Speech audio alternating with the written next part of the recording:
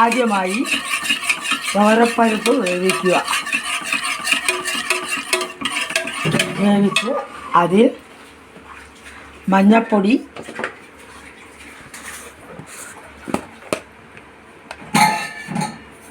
ഇടുക.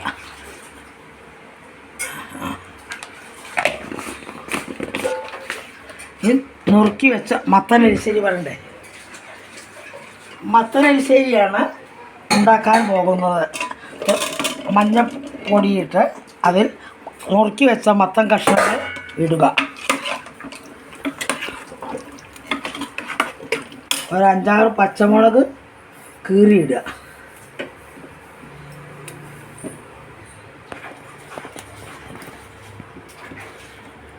കത്തിയോടെ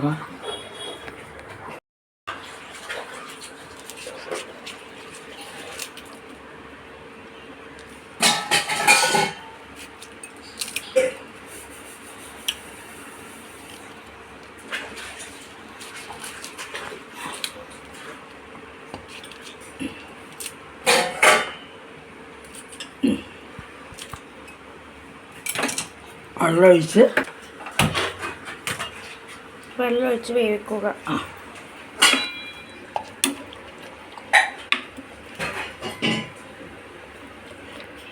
വെള്ളമൊഴിച്ച് വേവിക്കുക.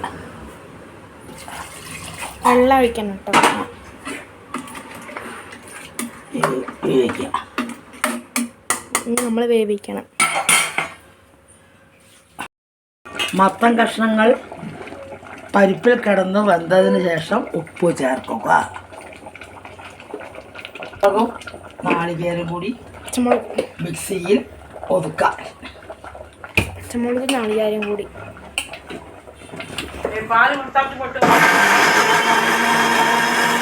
ശേഷം വെന്തോ നോക്കട്ടെ. പച്ചമുളക് നാളികേരവും ചതച്ചത് ചേർക്കുക. ജീരകവും കൂട്ടി ചതച്ചത് ചേർക്കാൻ.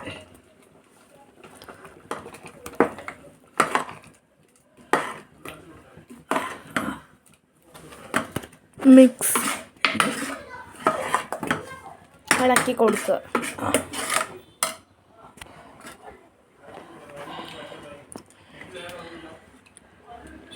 ചേർത്ത് കരിവേപ്പില ഇട്ട് വാങ്ങാം.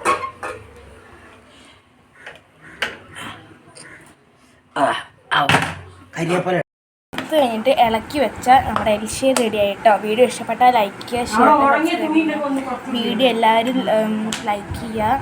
പിന്നെ നിങ്ങളുടെ അഭിപ്രായങ്ങൾ കമൻറ്റ് ചെയ്യുക. കരിവേപ്പില ഇടുക.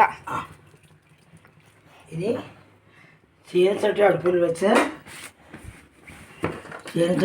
വെച്ച് കടുകും മുളകും ഗ്യാസ് സ്റ്റവ് ഓണാക്കുക.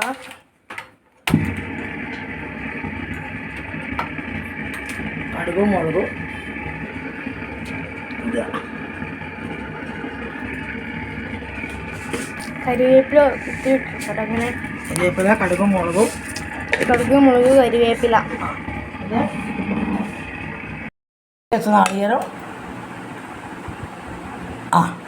അതും വറുത്ത് ഇടുക.